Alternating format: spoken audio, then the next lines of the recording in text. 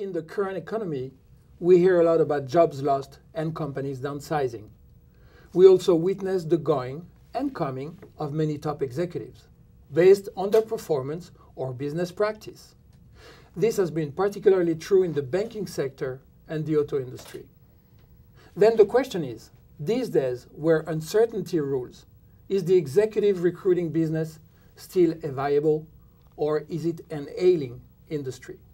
To discuss that, I'm glad to have tonight Nat Sutton, Vice Chairman and partner of Heidrick and Struggles, one of the major players in the executive search field. The company, founded in '53, has offices all over the world and is publicly trading on the Nasdaq. As indicated on the company website, Nat Sutton is also a core member of the Global Board Advisory Service practice. Nat Sutton, good evening. Thanks for being here. Good evening. So right away on this website, it says that you are a core member of the Global Board Advisory Service practice. What is that?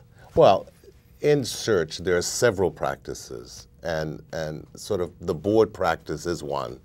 You could have the consumer practice, you could have the education and not-for-profit practice, and then, of course, boards. And these are the services that we provide corporate boards of directors. We place directors, but we also provide services in terms of governance and how boards can become more effective. So which means it implies a dialogue with your clients, a constant dialogue to improve and make things better, I guess, right? And fine-tune. Absolutely, absolutely. I think that that's really what search is about at the end of the day. It's really getting to know clients. It's getting to understand the industries that they're in. But more importantly, it's getting to understand the management issues that a company is dealing with or an organization is dealing with. That's how we can be more effective if we understand the issues from the inside. You're talking about knowing to know the client, which I think is probably one of the most important elements of your industry. Right. Your company was founded in '53. Yeah. It's, what, 50-some years old. Could you say that some of your clients have been there for 50 years? Oh, yeah. Oh, years? absolutely. Absolutely. Yes, you have yeah. clients Some of that the have major, been faithful to you. Absolutely. Some of the major clients are there because our work is really based on the client's opinion of what we do. And we have to do it search after search after search. Of course, so we've had clients that have gone with us for 50 years, but we also have clients who've been with us for 40, 30, and 20 years. It's the nature of the business, actually. It's the nature of the business. Absolutely. Is there actually an official rating of your industry, or it's a very non-official? Well, there are different ratings, actually. And at the end of the day, it's what clients think of you, because repeat business is really the essence that we grow on. How many times customers continue to come back to us for our services. So when you're dealing with a company, are you thinking that this company is going to come back to you usually, what, within a year, within 2 years, within 10 years? How does it work? I don't think you start off that way. No, I think you start off to do an excellent job on the search that you're working on at that moment. You really don't think about future business. You think about the particular opportunity that you're working on. If you do that well, it will lead to additional business. It will lead to additional business. Before even talking about additional business, is there in this economy right now, is there a business? Is there a search business? Absolutely. Look, I mean, you mentioned at the opening banking as one of the sectors. Of course, banking and the automobile industry are in trouble at the moment. Shambles. In shambles or trouble, whichever way you want to describe it. I think that they will be better. I think that I was a banker. I worked in Citibank for 32 years.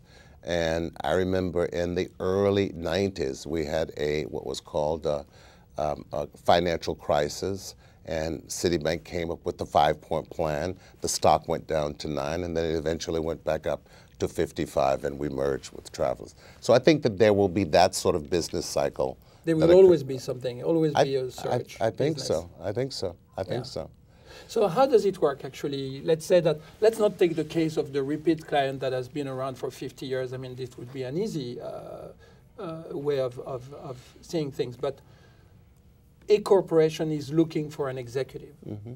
Why is it going to come to you, and how are you going to work things out for these guys? Well, I think the key word is you. How is it going to come to you? I hope it comes to our firm, and through the firm it comes to me. But it could do the other way. I think when you've been in this business, I've been in it for 10 years, and you do build up a reputation. You do build up a certain image in the industry. And many clients call you, and as I said earlier, you get the repeat business. But the truth of the matter is that in every single search you do, you have to think of what's next, what's next, what's next. So you do it by doing good work. I'm sorry. You do it by making sure that the client is satisfied and that you, in fact, make the perfect or ideal match with the organization. You're talking about match, and I'm glad you mentioned that, because I have a very silly remark I'd like to make, and I would like you to tell me if I'm completely off the wall or not.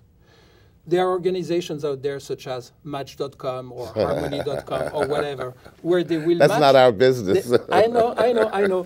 Let me finish. They will match human beings based on certain principles or guidelines or whatever. They have a formula, which of course they won't share, but they have a formula.